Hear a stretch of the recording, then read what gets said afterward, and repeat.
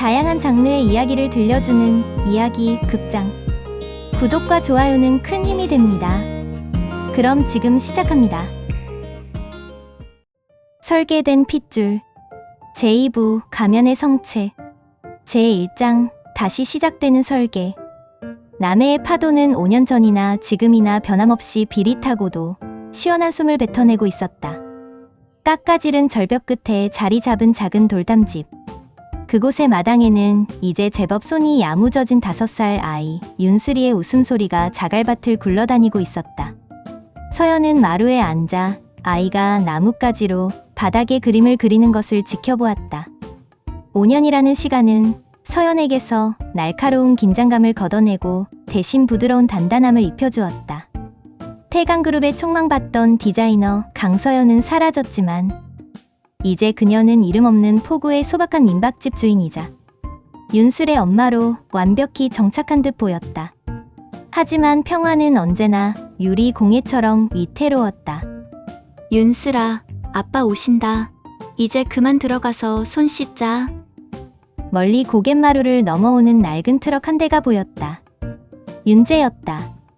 그는 읍내시장에서 식자재를 떼어오고 주민들의 농기구를 수리해주며 생계를 꾸렸다.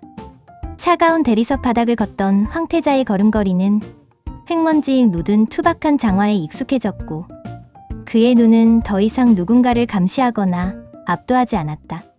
그러나 차에서 내린 윤재의 안색은 평소와 달랐다. 그는 아이를 안아 올리며 애써 미소 지었지만 서연과 눈이 마주치는 찰나의 순간 깊은 불안을 드러냈다. 오빠, 무슨 일 있었어? 윤슬이를 방으로 들여보낸 뒤 서연이 낮은 목소리로 물었다. 윤재는 주머니에서 구겨진 전단지 한 장을 꺼내 놓았다. 그것은 최근 재계의 핫이슈를 다룬 경제신문의 조각이었다. 태강홀딩스 최성재 회장 취임, 뉴 태강 선포, 잃어버린 혈통 찾나? 서연의 눈동자가 흔들렸다. 차명옥이 몰락한 뒤 공중분해 되었던 태강의 자네들을 긁어모아 지주회사를 세운 인물 최성재. 그는 5년 전 서연과 윤재를 죽이려 했던 그 하이에나들의 정점에 서 있던 자였다. 최성재가 다시 움직이는 거야? 단순히 사업을 확장하는 게 아니야. 기사 뒷내용을 봐. 흩어진 태강의 진짜 자산을 환수하겠다고 공표했어. 그들이 말하는 자산은 내가 가진 암호화된 장부, 그리고 우리 윤슬이야. 윤재의 목소리는 파도 소리에 묻혀 가라앉았다. 5년 전 그들이 성벽을 무너뜨리고 도망쳤을 때 차명옥은 감옥에 갇혔지만 그녀가 심어놓은 시스템은 죽지 않았다. 최성재는 그 시스템의 엔진을 다시 돌리기 시작한 것이다. 그날 밤 마을의 유일한 가로등이 깜빡이며 불길한 전조를 알렸다. 서연은 잠든 윤슬의 머리카락을 쓸어 넘기며 거실로 나왔다. 윤재는 어둠 속에서 낡은 노트북을 켜고 무언가를 치열하게 추적하고 있었다. 지수 씨한테 연락 왔어. 윤재가 노트북 화면을 돌려주었다. 보안 메신저에는 지수가 보낸 짧고 강렬한 경고가 떠 있었다. 그들이 좌표를 찍었습니다. 이미 서울을 떠난 차들이 서쪽과 남쪽으로 흩어졌어요. 5년 전 보안망에 작은 균열이 생겼습니다. 당신들이 쓴 카드 내역이나 위치 정보가 아니라 윤슬의 존재 자체가 역추적당했어요. 윤슬이가? 어떻게? 최성재가 태강의료재단의 데이터를 복구한 것 같아. 5년 전 내가 제조될 때 사용된 유전자 코드와 비슷한 신호가 국가 아동 건강검진 시스템에 걸려들었대. 윤슬이의 유전 정보는 나와 거의 일치하니까. 서연은 소름이 돋았다. 그 지독한 사슬은 아이의 혈관 속에 흐르는 피 한 방울마저 추적의 단서로 삼고 있었다. 차명옥이 만든 지옥은 물리적인 감옥이 아니라 지울 수 없는 생물학적 표식이었다. 그럼 이제 어떻게? 또 도망쳐야 해? 서연의 물음에 윤재는 고개를 저었다. 그는 자리에서 일어나 구석진 바닥에 장판을 들어 올렸다. 그곳엔 5년 동안 단 한 번도 열지 않았던 철제 상자가 들어있었다. 아니, 이제 도망은 끝났어. 도망칠수록 그들은 윤수리를 사냥감으로 여길 거야. 우리가 먼저 그들의 심장을 찌르지 않으면 이 전쟁은 윤수리가 성인이 될 때까지 계속될 거야. 윤재가 상자를 열었다. 그 안에는 차명옥의 비자금 장부 원본, 그리고 태강의 핵심 기술을 제어할 수 있는 마스터 권한이 담긴 보안 칩이 들어있었다. 5년 전 평화를 위해 묻어두었던 칼날이 다시 빛을 발했다. 차연아, 내가 서울로 갈게. 내가 미끼가 되어 최성재를 끌어내는 동안 넌 지수씨가 안내하는 안전가옥으로 윤수리를 데리고 가. 싫어. 같이 가. 서연은 단호했다. 5년 전에도 우린 같이 싸웠어. 오빠 혼자 보내고 여기서 피 마르는 시간 보내지 않을 거야. 윤수리를 지키는 방법은 도망이 아니라 그 가짜 낙원의 뿌리를 우리가 직접 뽑아버리는 거야. 두 사람의 눈빛이 허공에서 부딪혔다. 5년의 평화는 끝났지만 그 평화가 준 에너지는 그들을 더 냉정하고 강력한 전사로 만들어 놓았다. 말을 마친 지 채 한 시간이 지나지 않았을 때였다. 바다 너머에서 들려오던 엔진 소리가 평소보다 묵직하게 다가왔다. 마을 주민의 트럭 소리가 아니었다. 여러 대의 차가 속도를 줄이며 돌담집 주변을 에워싸는 소리. 왔어.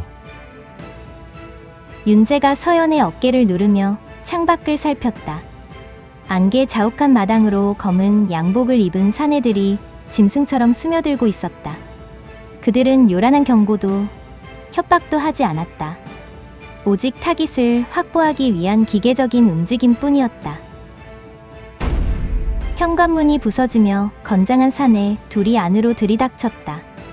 윤재는 미리 준비해둔 소화기를 뿌려 시야를 차단한 뒤 묵직한 공구함을 휘둘러 선두의 턱을 날렸다. 5년 전 오두막에서의 사투 이후 윤재는 매일 아침 체력을 단련하고 만약의 사태를 대비해왔다. 서연은 잠든 윤수리를 포대기에 싸서 등에 업었다. 아이는 영문도 모른 채 깊은 잠에 빠져 있었지만 서연의 심장 박동은 아이에게 전해질 듯 격렬했다. 뒷문으로 가. 차고에 있는 오토바이는 지수씨가 준비해둔 거야. 윤재가 사내들을 막아서며 소리쳤다. 서연은 주방 문을 박차고 나갔다. 밖은 이미 어둠과 안개로 자욱했다. 하지만 서연은 5년 동안 이 집 주변의 지형지물을 머릿속에 통째로 외우고 있었다. 어둠 속에서 사내 한 명이 서연의 앞을 가로막았다. 강서연 씨, 조용히 가시죠. 회장님이 기다리십니다. 사내가 손을 뻗어 윤수리가 엎인 서연의 어깨를 잡으려던 찰나. 서연은 품속에서 호신용 스프레이가 아닌 날카로운 조각용 칼을 꺼내 사내의 팔목을 정확히 그었다. 내 아이한테 손대지 마. 서연의 목소리는 낮고 서늘했다. 고통의 비명을 지르는 사내를 뒤로 한 채 서연은 안개를 뚫고 차고로 달렸다. 윤재는 거실을 쑥대밭으로 만들며 사내들을 유인했다. 그는 일부러 거실 탁자 위에 가짜 보안칩을 흘려놓았다. 사내들이 그 칩에 한눈을 파는 사이 윤재는 창문을 깨고 밖으로 뛰어내렸다. 마당 한 구석 시동이 걸린 오토바이 소리가 들렸다. 서연이 윤수리를 고정하고 운전석에 앉아 있었다. 윤재는 민첩하게 뒷좌석에 올라탔다. 가자. 오토바이는 해안도로를 따라 질주했다. 뒤편에서 여러 대의 SUV가 헤드라이트를 켜고 추격을 시작했다. 절벽 위 아슬아슬한 도로는 한치 앞도 보이지 않았지만 윤재는 서연의 허리를 꽉 잡고 이정표가 아닌 기억에 의존의 길을 안내했다. 오빠, 저들 정체가 뭐야? 단순한 해결사가 아니야. 최성재의 사설 보안팀이야. 군 출신들이지. 그들은 우리를 죽이는 게 아니라 회수하는 게 목적이야. 하지만 우리는 그들이 원하는 대로 움직이지 않아. 해안도로 끝 거대한 터널이 나타났다. 윤재는 서연에게 신호를 보냈다. 터널 한 300m 지점에 비상 정차 구역이 있어. 거기서 차를 바꾼다. 미리 대기하고 있던 지수의 조력자들이 터널 안에서 그들을 맞이했다. 오토바이를 버리고 시동이 걸린 검은색 승용차로 갈아타는 시간은 단 10초도 걸리지 않았다. 추격하던 SUV들이 터널 안으로 들이닥쳤을 때 오토바이는 빈 채로 굴러가고 있었고 주인공들이 탄 차는 이미 반대편 출구를 빠져나가고 있었다. 날이 밝아오자 차는 서울 도심의 빌딩 숲으로 진입했다. 5년 만에 다시 마주한 서울의 풍경은 차갑고도 거대했다. 태강그룹 본사 사옥 위에는 이제 태강홀딩스라는 새로운 간판이 걸려 있었다. 윤슬이는 잠에서 깨어 낯선 천장을 보며 눈을 깜빡였다. 엄마, 여기 어디야? 바다 아니야? 서연은 아이의 이마에 입을 맞추며 부드럽게 대답했다. 윤슬아. 여긴 아빠랑 엄마가 예전에 살던 곳이야. 잠깐 나쁜 아저씨들이랑 숨바꼭질하러 온 거니까 무서워하지 마. 지수가 지정해준 안전 가옥은 강남의 한 오피스텔이었다. 그곳에서 지수가 그들을 기다리고 있었다. 5년 만에 재회한 지수의 얼굴에는 세월의 흔적이 역력했지만 눈빛만은 더 날카로워져 있었다. 잘 왔어요. 최성재는 지금 미쳐 날뛰고 있습니다. 당신들이 도망친 게 아니라 서울로 들어왔다는 걸 알면 경악하겠죠. 윤재는 창밖으로 보이는 태강홀딩스 건물을 응시했다.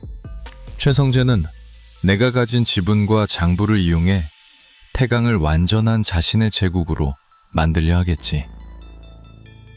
하지만 그는 하나만 알고 둘은 몰라. 내가 그 장부를 왜 5년 동안 가지고 있었는지. 윤재가 가방에서 꺼낸 것은 단순한 장부가 아니었다. 차명옥이 윤재를 제조할 때 사용했던 유전자 설계의 원본, 그리고 그 설계가 가져올 치명적인 부작용에 대한 보고서였다. 최성재는 이 핏줄이 완벽한 줄 알겠지. 하지만 이 핏줄은 시한폭탄이야. 그리고 그 폭탄을 터뜨릴 스위치는 내가 쥐고 있어. 서연은 윤재의 손을 잡았다. 이부의 전쟁은 일부보다 훨씬 더 정교하고 잔혹할 것이다. 차명옥이 감정적인 집착으로 그들을 괴롭혔다면 최성재는 철저한 비즈니스와 생물학적 자산으로서 그들을 처리하려 할 것이기 때문이다. 시작하자. 오빠, 우리 윤슬이가 더 이상 도망 다니지 않아도 되는 세상을 위해서. 서울의 심장부, 설계된 핏줄의 기원에서 다시 한번 거대한 폭풍이 일기 시작했다. 잿더미 위에서 피어난 꽃은 이제 제 스스로 가시를 세우고 거인을 무너뜨릴 준비를 마쳤다. 제2장, 거울의 뒷면. 서울의 야경은 화려함을 넘어 잔인했다. 지상 100층, 태강홀딩스의 펜트하우스에서 내려다본 도시는 마치 거대한 회로 기판처럼 정교하게 전멸하고 있었다. 그 중심에 앉아있는 최성재는 5년 전보다 훨씬 더 정갈하고 차가운 노인이 되어 있었다. 그는 차명옥처럼 한복을 입지도 권위를 과시하기 위해 소리를 지르지도 않았다. 그저 최고급 수트의 소매를 만지며 눈앞의 모니터를 응시할 뿐이었다. 모니터 속에는 남해안의 돌담집이 불타고 있는 열화상 카메라 영상이 재생되고 있었다. 놓쳤다고? 최성재의 목소리는 평온했다. 하지만 곁에 서 있던 비서실장은 마른 침을 삼켰다. 최성재의 평온함은 곧 폭풍전야의 기압골과 같다는 것을 누구보다 잘 알기 때문이었다. 죄송합니다. 예상보다 저항이 거셌고 내부 조력자가 있었던 것으로 판단됩니다.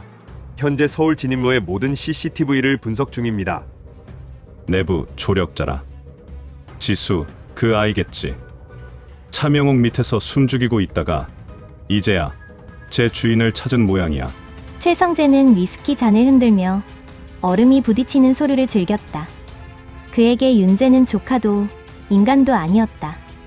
그가 평생 연구해온 태강 생명공학의 정수이자 1,000억 달러 가치에 살아있는 포트폴리오였다. 최윤재는 스스로 올 거다. 그 놈은 자기가 정의롭다고 착각하거든. 가족을 지키기 위해서라면 괴물의 아가리에 제 발로 걸어 들어오는 타입이지. 우리는 그저 그놈이 가장 소중히 여기는 것을 건드리기만 하면 돼. 최성재는 모니터 화면을 전환했다. 그곳엔 5세 아동의 표준 성장 곡선과 대조된 윤슬의 유전자 분석 데이터가 띄워져 있었다. 설계도대로 잘하고 있군. 차명옥이 만든 프로토타입보다 훨씬 정교해. 이 아이가 바로 유태강의 진정한 열쇠다. 강남의 비밀 안전 가옥. 서연은 좁은 거실 바닥에 앉아 잠든 윤슬의 등을 토닥였다. 낯선 천장과 차가운 공기 때문인지 아이는 자면서도 간간히 몸을 뒤척였다.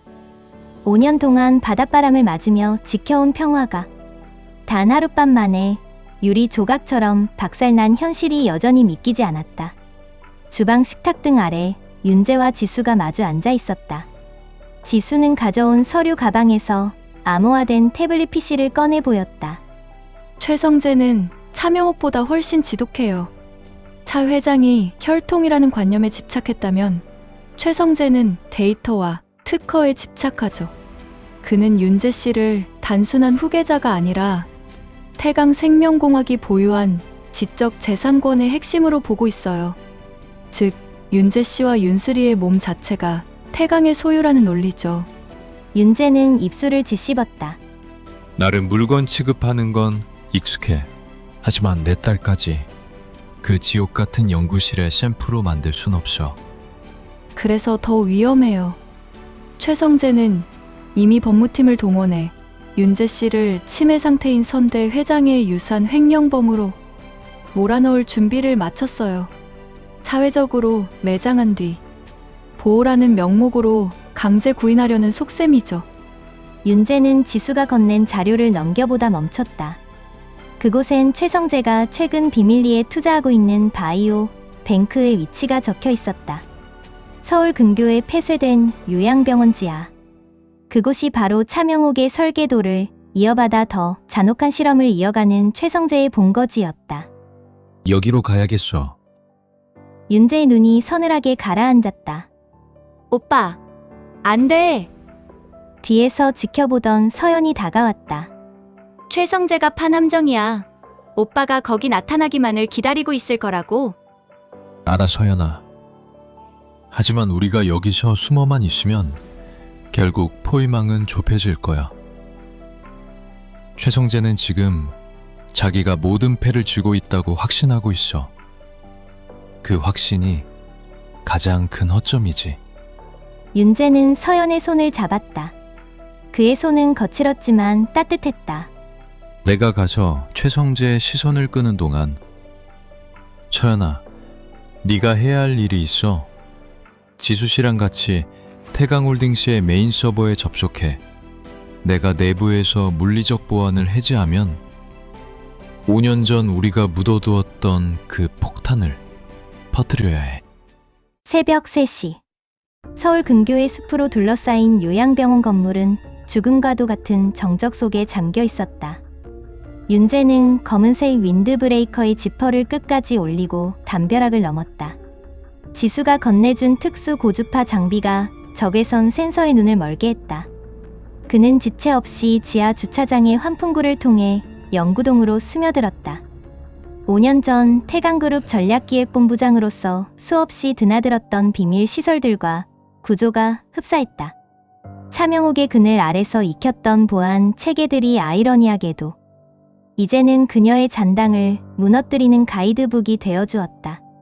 지하 3층 강화유리로 차단된 중앙 통제실 앞에 도달했을 때 윤재의 심장이 빠르게 뛰기 시작했다.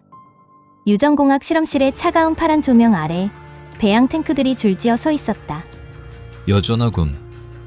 인간을 배양하는 공장이라니. 윤재는 단말기에 보안칩을 연결했다. 화면에 복잡한 코드들이 쏟아져 내렸다. 그 순간 복도 끝에서 구두 굽소리가 들려왔다. 규칙적이고 여유로운 소리. 윤재는 본능적으로 몸을 숨겼다. 어서 나오게, 윤재야. 숨바꼭질하기엔 우린 너무 늙지 않았나? 최성재였다. 그는 경호원 한 명 없이 홀로 복도 가운데 서 있었다. 윤재는 차갑게 웃으며 어둠 속에서 걸어 나왔다. 최성재 회장님, 여전히 이런 곰팡이 냄새나는 지하를 좋아하시는군요. 이곳은 곰팡이 냄새가 아니라 신의 냄새가 나는 곳이지. 인간의 한계를 재정의하는 성소란 말이다. 차명옥은 멍청하게도 너를 아들로 품으려 했지만 나는 다르다. 나는 너를 완성하고 싶을 뿐이야. 최성재가 손을 뻗자 벽면에 대형 스크린이 켜졌다. 그곳엔 놀랍게도 안전가옥에 있는 서연과 윤슬의 실시간 영상이 떠 있었다. 네 아내와 딸이 아주 예쁘게 자고 있더구나. 하지만 저 아이의 심장은 태강의 특허 기술로 만들어진 거나 다름없어. 너도 알고 있지. 이 유전자에 심어진 그 시한폭탄이 아이에게도 대물림되었다는 사실을. 윤재의 표정이 순식간에 굳어졌다. 무슨 소리야? 차명옥은 완벽을 원했지만 유전공학에 완벽은 없단다. 특정 주기에 도달하면 세포가 자가 파괴를 시작하는 설계적 결함이 있지. 그 스위치를 멈출 수 있는 치료제는 오직 이 연구소에만 존재해. 네가 오늘 나를 죽인다면 저 아이도 1년 안에 죽게 될 거다. 윤재의 손에 들린 단도 끝이 가늘게 떨렸다. 최성재는 그 모습을 보며 승리의 미소를 지었다. 인간의 가장 약한 고리인 부성애를 건드리는 것은 최성재에게 너무나 쉬운 일이었다. 하지만 그 순간 윤재의 귓가에 꽂힌 무선 이어폰에서 지수의 낮은 목소리가 들려왔다. 전송 완료. 윤재 씨, 지금이에요. 윤재의 입가에 서늘한 미소가 번졌다. 그는 들고 있던 칼을 바닥에 내던졌다. 최성재, 당신은 차명옥보다 똑똑하다고 자부했지. 하지만 당신들은 늘 똑같은 실수를 해. 인간을 숫자로만 본다는 거. 뭐라고? 당신이 윤수리의 건강검진 데이터를 추적하는 동안 나는 당신의 자금줄을 추적했어. 지금 당신이 보고 있는 저 영상, 지수 씨가 만든 가짜 루프 영상이야. 내 가족은 이미 10분 전에 안전한 곳으로 이동했지. 동시에 요양병원의 모든 사이렌이 울리기 시작했다. 최성재가 당황하며 단말기를 확인하자 화면에는 데이터 삭제 중이라는 붉은 경고창이 떴다. 태강 생명공학이 20년간 쌓아온 모든 연구 데이터와 유전자 조작 범죄 리스트가 실시간으로 경찰청과 언론사 서버로 전송되고 있었다. 이게 무슨 짓이야? 네 딸을 죽일 셈이냐? 최성재가 고함을 질렀다. 아니, 내 딸은 내가 살려. 당신이 말한 그 결함, 이미 5년 전에 차명옥 회장의 비밀 서고에서 해결 방법을 찾아냈거든. 당신은 모르는 기록이었겠지만 윤재는 최성재를 강하게 밀쳐냈다. 이제 당신의 낙원은 무너졌어. 당신이 신이 되려 했던 이 지하 기지가 바로 당신의 무덤이 될 거야. 복도 너머에서 경찰들의 구두 소리와 사이렌 소리가 층계를 타고 내려오고 있었다. 최성재는 무너져 내리는 모니터를 보며 허망하게 주저앉았다. 자신의 제국이 자신이 실험체로만 여겼던 존재의 손에 의해 단 하룻밤 만에 가루가 되는 광경을 목격한 것이다. 윤재는 요양병원을 빠져나와 숲속에 대기 중이던 검은색 차량에 올라탔다. 운전석에는 지수가 긴장된 표정으로 앉아 있었다. 성공했어요. 최성재의 자금 동결 신청도 방금 법원에서 승인됐고요. 하지만 윤재 씨, 최성재가 말한 그 결함, 정말 해결 방법이 있는 건가요? 윤재는 대답 대신 창밖을 보았다.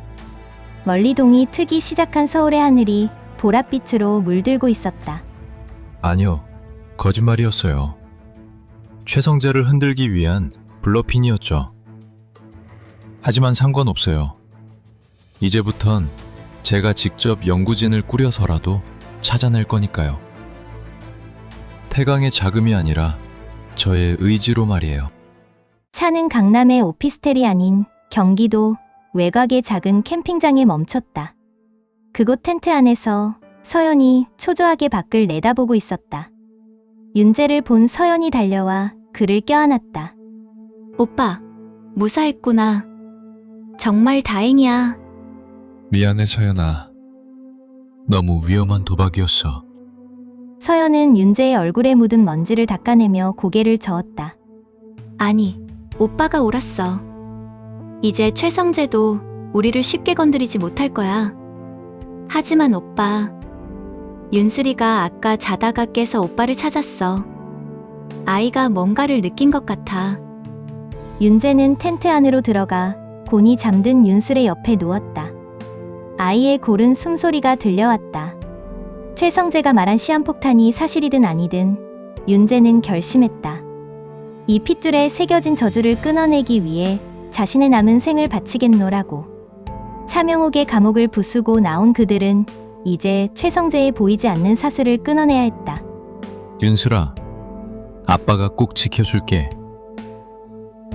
네 피가 설계된 것이라 해도 네 삶은 네가 그리는 그림대로 흐를 수 있게. 윤재의 속삭임 위로 눈부신 아침 해가 떠올랐다. 잿더미 위에서 다시 시작된 전쟁. 하지만 이번엔 도망치는 자가 아닌 사냥하는 자들의 눈빛을 한 두 연인이 그 태양 아래 서 있었다.